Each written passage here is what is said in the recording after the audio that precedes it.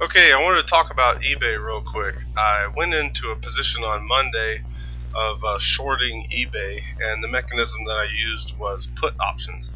I decided to go ahead and purchase April put options, which have 31 days left, at the strike price of 11 cents. And the logic behind this was that if the underlying were to actually approach $9, then I would start to see some premium in that option price. 11 cents is obviously a very low premium.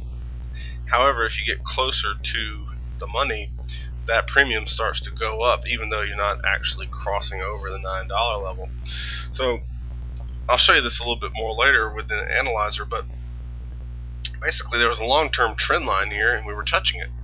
And there was also a channel that would give you the target of $9. In addition, you can do Fibonacci retracement levels, which show that from the high to the low here, we actually hit a 50% retracement, which usually indicates that we're going to go back down to the negative 23% level, which would have been $9. So there are several indicators that this is a strong move here.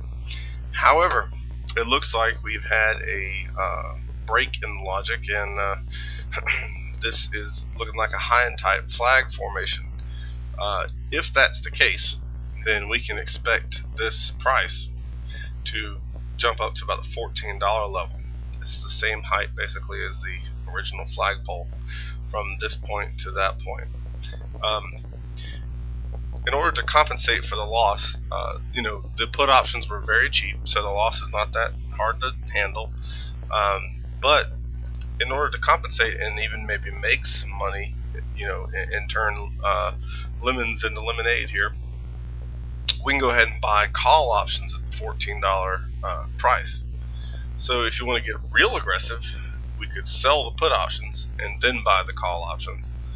Or if you want to stay a little conservative and just sort of cover the loss, what you can do is put on a strangle, and that's, I think, what I'm going to do.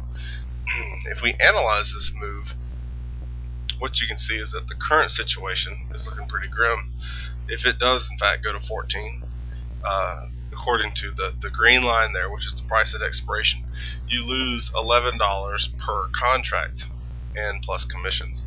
However, if it were to somehow miraculously reverse course and get back down to 9, you would gain $60. So, and of course you'd have to do this before expiration. However, that's probably not going to happen. So what we can do is add in a call. And if you add in a call at the $14 strike price, those cost $21 per contract. And what you've done now is you've increased your total cost of this position to $32 per contract.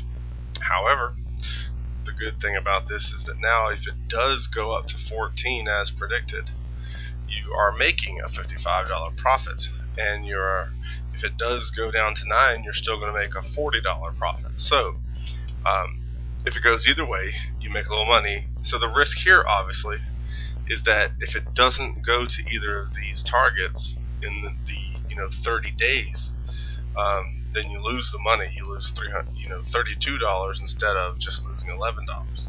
However, with these flag formations, it's really rare that this is going to do a flag and then just fizzle out about the same price. That just is not something that happens. If you look over here, we can see here's a flag formation. Boom. These kind of things are pretty good indicators this is going to continue.